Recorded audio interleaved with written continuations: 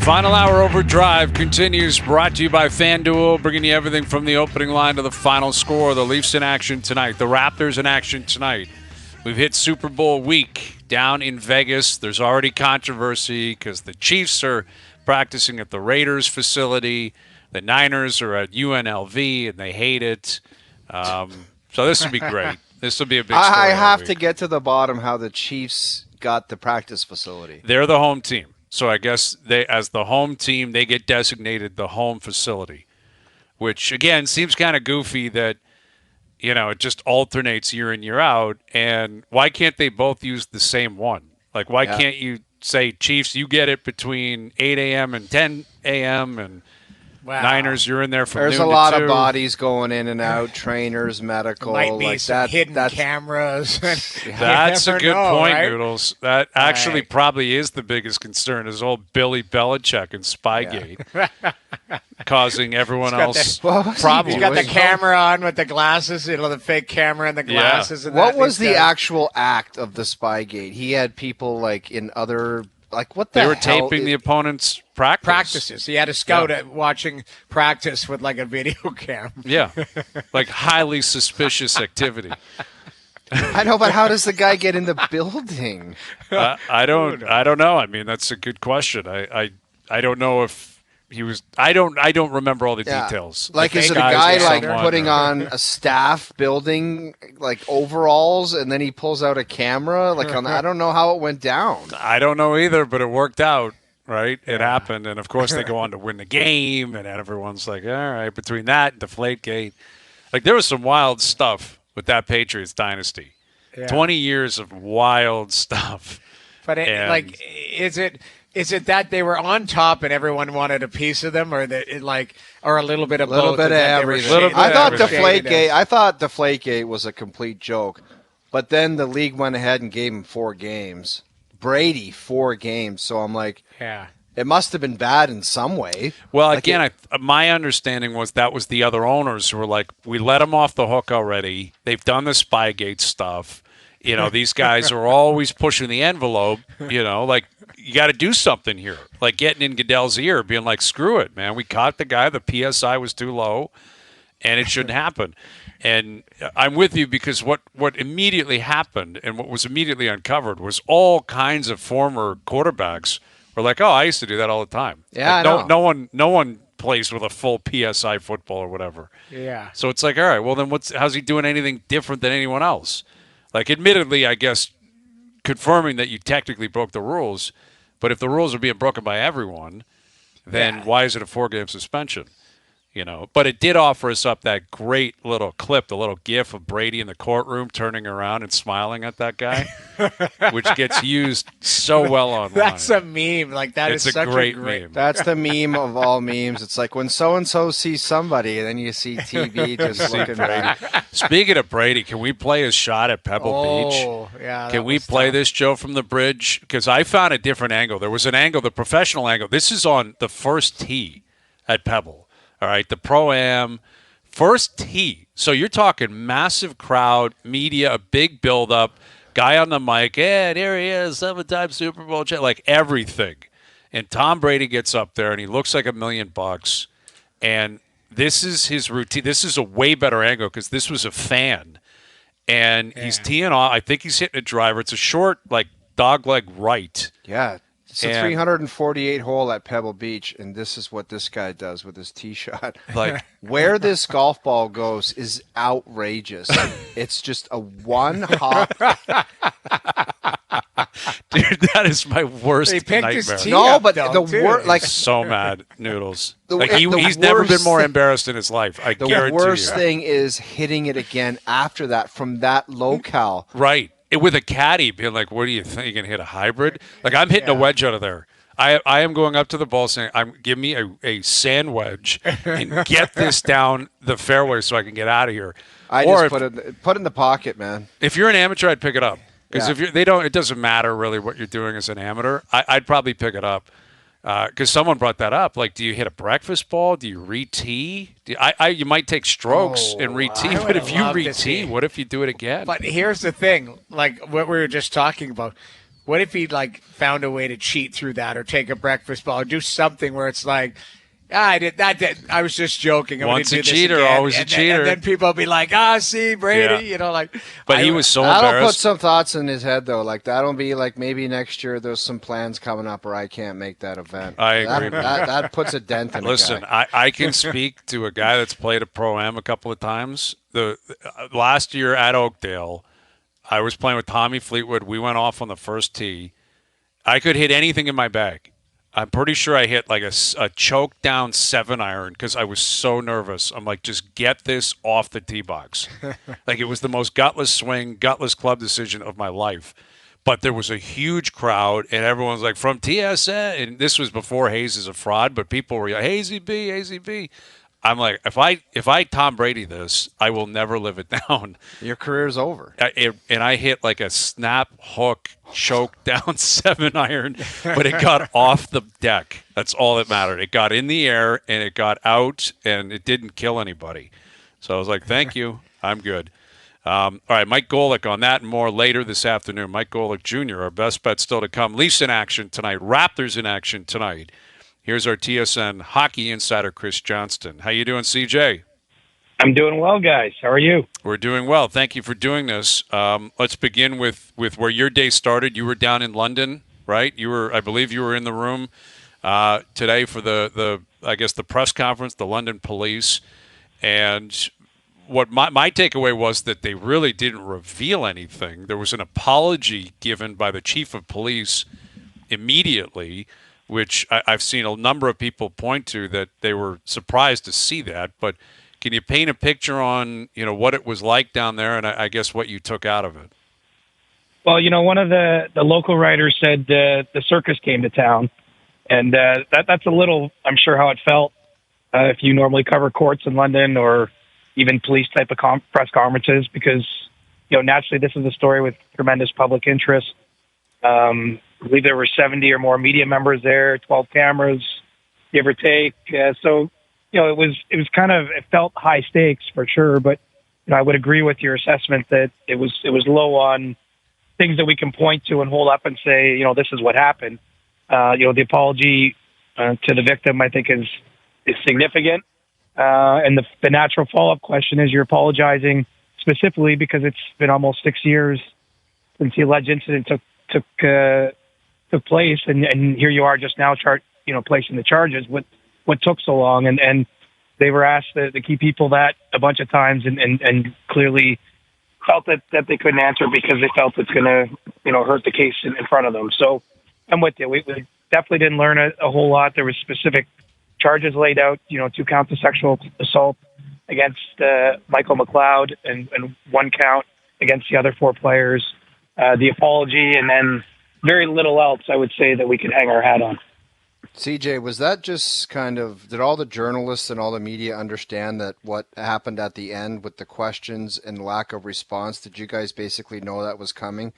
You just wanted to get it was kind of weird to watch, but did you guys know that was going to be the case? It's like, I have this question, and every time it was like, I can't answer that.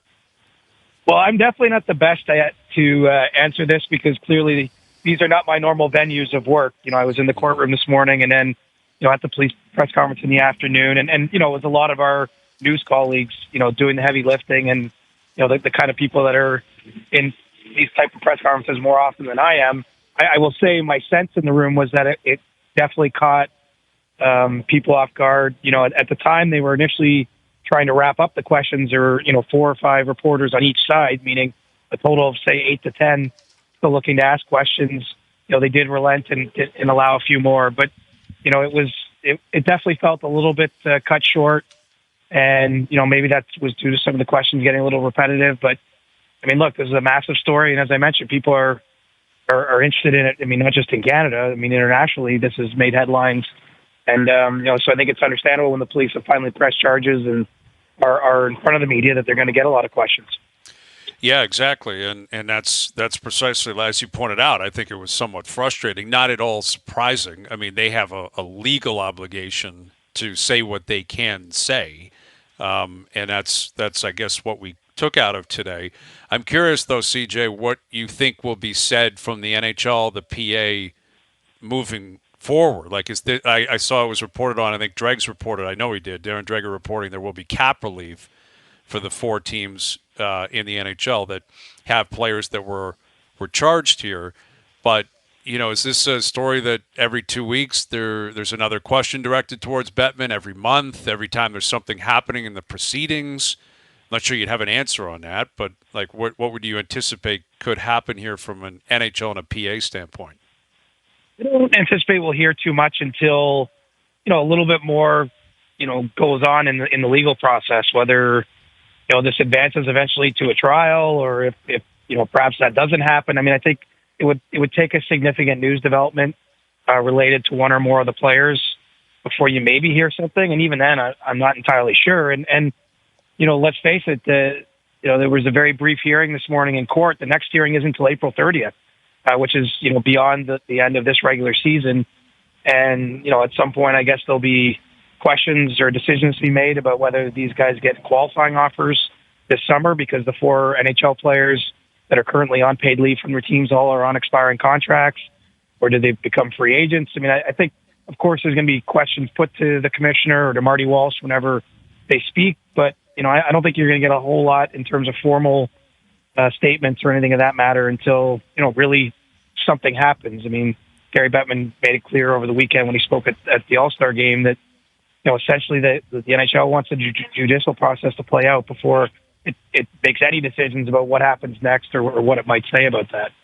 Well, and Hockey Canada issued a statement afterwards, and a part of it that is certainly, picking up steam online is they said, quote, pending the completion of the appeal process, all players from the 2018 national junior team remain suspended by Hockey Canada and are ineligible to play, coach, officiate, or volunteer with Hockey Canada sanctioned programs, unquote. So, again, no indication on when the appeal process would be completed, but not that this is important, but that would suggest next year when they're playing best on best, if it's not completed by then, I guess Cale Makar and others may not be a part of that. Exactly. Not the most important thing when it comes to the overall subject, but important to Cale Makar, for example, who spoke at AllStar Weekend about how he even wanted to go to the Worlds last year after the Avalanche were beat out, but he wasn't eligible to do so because he's part of this sort of blanket suspension or ban or whatever you want to call it. Well, Hockey Canada works through its process. Right. With Chris Johnston, our TSN hockey insider, the Leafs return tonight, and David Kampf is out now all of a sudden. I know he had an issue before the break. I guess they got the MRI. The results were not positive. He's out. My understanding is Ryan Reeves had an injury issue yesterday. Joseph Wall is still out. Like, it seems like they're dealing with a little bit here, CJ, and they might have to do some gymnastics if guys aren't going on IR or long-term IR. What do you make of where the Leafs are at starting their unofficial second half tonight? Yeah, they're in a tough spot, and big picture, the cap should be okay. But when you have some smaller injuries, you don't get the same relief, and there's always some potential, depending on how many there are. At some point, they play short. We haven't seen them have to do that. Lots of teams have over the years. Cal Yarncroke as well got injured taking the puck in the last practice before the All-Star break off his hand and broke a knuckle. So, the depth is certainly being tested. I think if you're looking for positives, Samsonov got it going a little bit before the break there and gave them some good games. And obviously the main driver is the engine of the team is intact. But, it's not going to be easy. And they're at home a lot more this month. January was a busy month for travel, but, they've got some tough games in the not too distant future. And, obviously the backdrop to all this is keeping a good firm spot in the playoff race and, giving the general manager and the front office a reason to go out and augment the group. I'm not saying they necessarily need one, but I think that the players, certainly need to play well here to make that happen between now and March 8th. CJ, we saw a couple of moves right at the deadline, or not the deadline, at the All-Star break here, where you got Lindholm traded, you got Monahan traded. Does that at least maybe accelerate or at least set the marketplace for some managers? Because, it seemed like we were kind of hurry up and wait for a shoe to drop. and then Jimmy Rutherford on our show, O-Dog the Insider, I love that. Gets it out of him, and then Monahan traded. So are we going to see some maybe more trade talks pick up here in the next week or two? Yeah, I think for sure. And look, those two moves are tied together. Winnipeg, wanted to address the center ice position, had some interest, as did other teams in Lindholm. And when he ends up in Vancouver, then you pivot to, you want some certainty, I think, in Kevin Cheveldayoff's shoes, and they're able to get John Monahan for a price they're comfortable to pay. And so, that's definitely an element of the deadline. There's still a ton of teams out there looking for, center specifically. I look at Boston, Colorado, or the Rangers. I could see Dallas adding another forward. Edmonton's looking for help up front, probably a winger as opposed to a center. But there's a lot of teams that have some big ambitions this year. That still have to fill those holes, and so I would think this will propel the market forward a little bit. We did see a couple first rounders moved in those trades. I'm not sure how many more will go. There certainly will be some, but I believe it was 12 or at last year's deadline. I'd be surprised if we got into that territory again, just because we don't at this point have the kind of names out there to see 12 move. But definitely those teams, Vancouver and Winnipeg, wanted to get a jump on things, get the players in early, an extra month, versus someone acquired right at the deadline, and remove some of the worry about ending up with nothing for those general managers. CJ, I'm going to bring you into a segment we did in the first hour. It was called Under Pressure. It was a 3-minute segment, but it was awesome. Mm-hmm. And the one we broke down, we only got to one. It was a great segment, but we only did one, is who do you think would be most likely under the gun come deadline second half of the season? Would it be Tree or Kenny Holland? Go ahead, CJ. Ooh. That's how good it was, pal. Mm-hmm. That's how good. With the best 3 minutes in possibly OverDrive history. Yeah. I'll say Tree, and not just because I'm on radio in Toronto.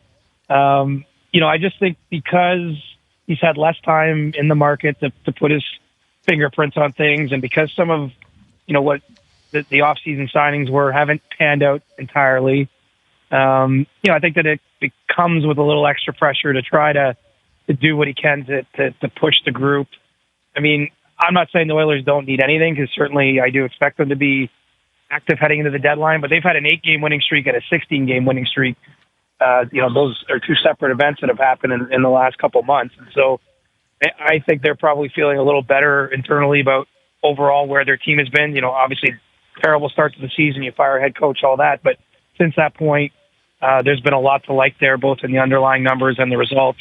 And, I think in Toronto, there's definitely, it's not all been bad. I'm not painting it that way, but it's been a little more inconsistent, and I think there's a little less certainty about where the Leafs are at right now. CJ, when you look back on the AllStar Weekend, how big of a role does the host team play in executing everything? Like how big of a role did Shanahan and company actually play in setting off the event, making sure it went as well as it did? Like how many flowers should be directed towards the Maple Leafs?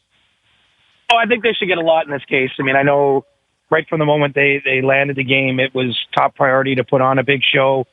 As important as Toronto can be to the league in terms of how front and center hockey is in our city, the history with the city, there's not that many big events come through town, right? It's been 20-odd years for an All-Star game. It's been more than 20 years since the last draft, and now we're moving into a world where there won't be drafts, so maybe who knows when the next one could be. There's not really suitable venues for big outdoor games. So, I think that the Leafs understood that there was an opportunity to do something special, and it was changed considerably, and extra events added. There's more parties and this and that. And so, it's the Maple Leafs, of course, deserve credit for their role in organizing, but also I think just the fans in the city, the fact that there's people that fill the building and bring energy and lots of kids there. An All-Star game is always, we should be realistic about what it is and what it isn't, but that was certainly the best one I'd been to in a long, long time.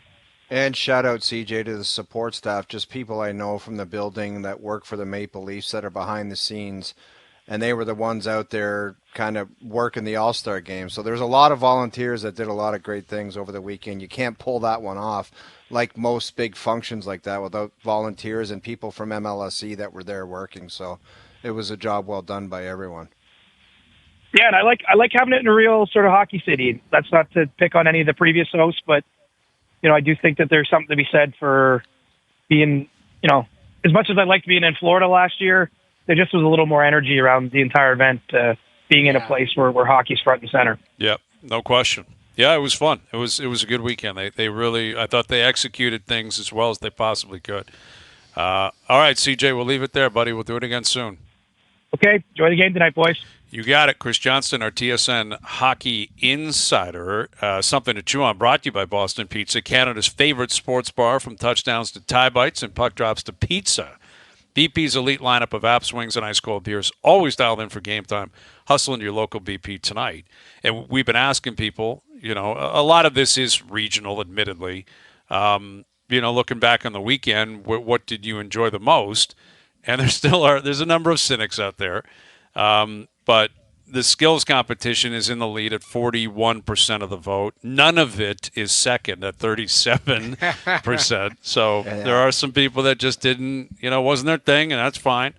The game itself and the fanfare, I guess you'd have to experience it. That's a lot of people that if you didn't go to it, why would you possibly choose that? But what I've seen and heard from people that were down there at the fanfare, they said it was outstanding.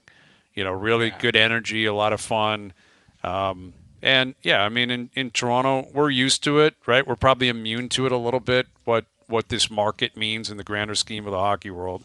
The Hall of Fame being here. There's a lot of different things to do. If you're in town for the All-Star game and, you love hockey, this would have been a lot of fun. The weather was beautiful, relatively speaking, cold at times, but sunny and nice.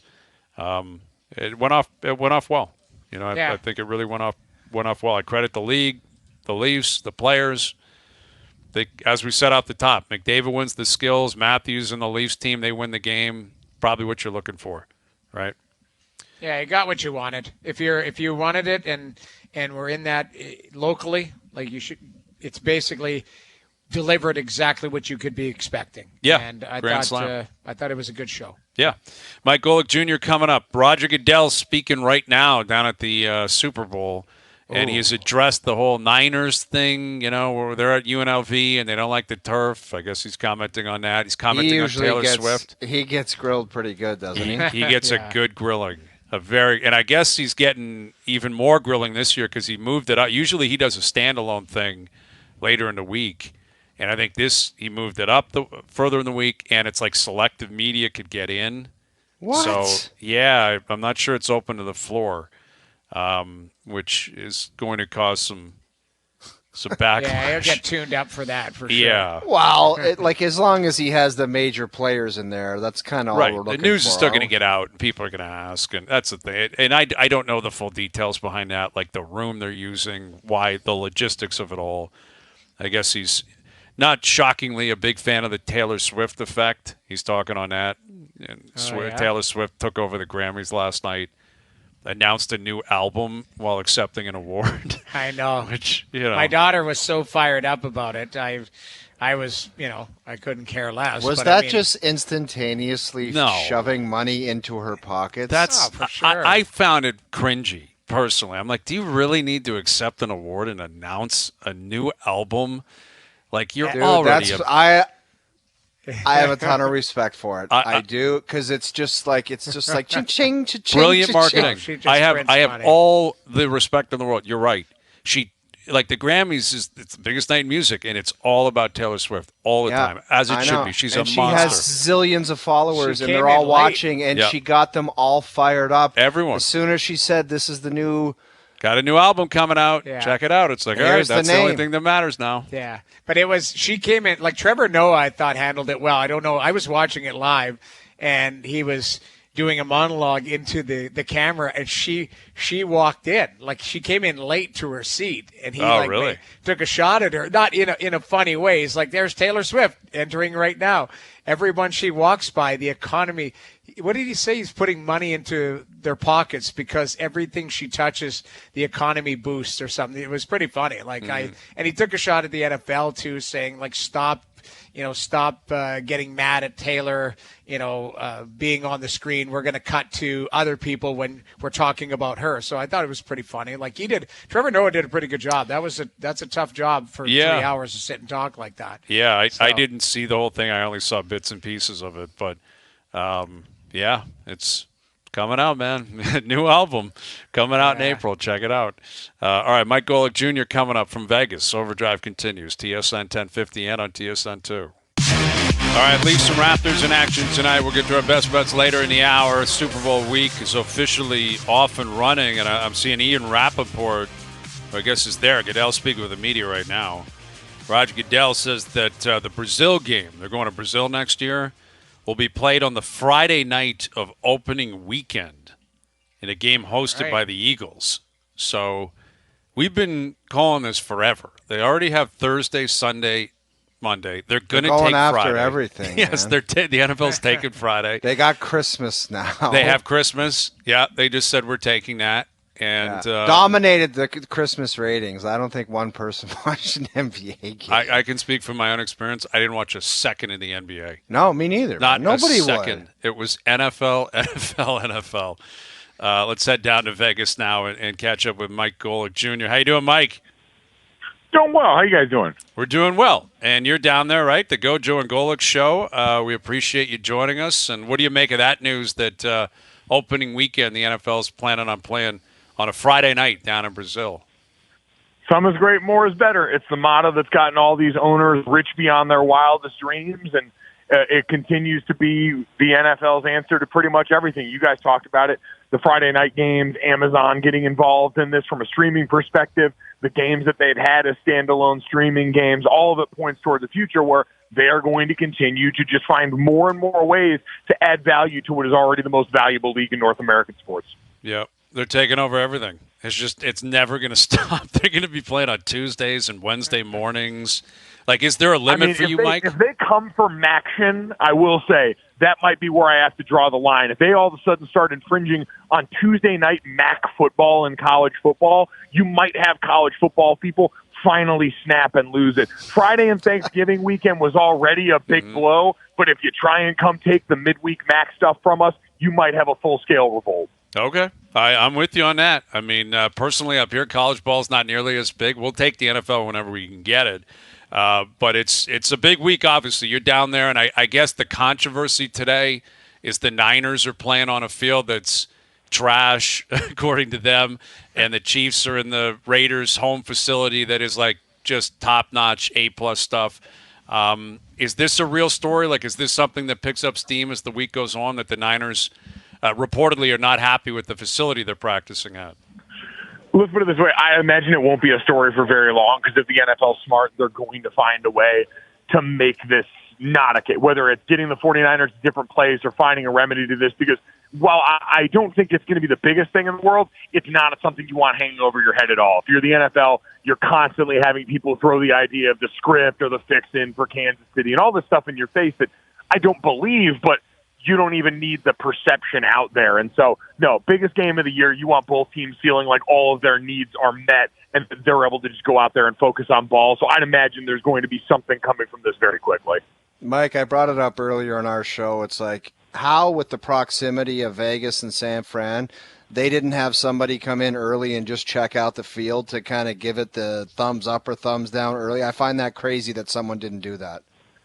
Yeah, and usually, I mean, with anything, whether it's big-time college football, NFL football, there's plenty of, like, look-ahead site visits. Most everything you do, you're exactly right, is not going to be experienced by the team, the players, and the personnel for the first time when they get there. So I don't know what about what they bought was different than what they were sold or what the gap in that process was, but usually that is the case where you've got, especially for a game of this magnitude, and one where, oh, by the way, the 49ers, they're not unfamiliar with this. This isn't some organization making their first, this wouldn't be like if the Lions were in the Super Bowl and it's their first appearance in this since God knows when, and they're doing all this for the first time. The 49ers are familiar with the cadence of the postseason, and so I am surprised. With Mike Golic Jr., who's down there in Vegas, Media Day today. Roger Goodell speaking. We got Chiefs-Niners. Obviously, the Niners have been favored really since, a week ago. I don't anticipate that will change. But what it's leading to is everyone discussing, how do you bet against Mahomes? How do you possibly bet against Mahomes? Do you follow that same mentality that, it's crazy considering what Mahomes has done, Andy Reid's done, and even during these playoffs, going into Buffalo, going into Baltimore and winning, that it would be crazy to bet against Patrick Mahomes and the Chiefs?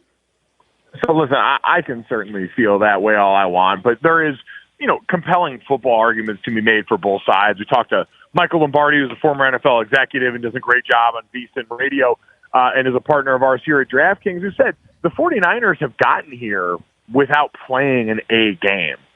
They've played some clunkers early in the games, and they've got bailed out by heroics late. And so there is this wonder of, all right, we've seen this team go out and dominate the Dallas Cowboys, go out and dominate teams in the NFC at the top of their class. And so they're capable of more than they've shown so far.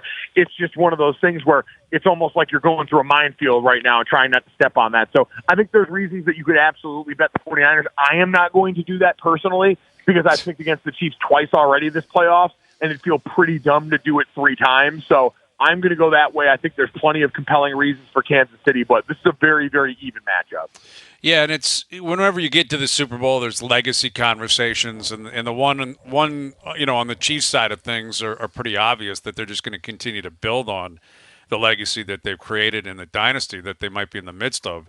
But on the Niners side of things, how big of a moment is this for Kyle Shanahan to prove that he can win the big game? What do you make of Shanahan's role in all of this buildup? Yeah, I think it's impossible to ignore, right? Not only the fact that he's been here and lost as a coordinator and as a head coach, but the manner in which it's happened. And I did think it was interesting.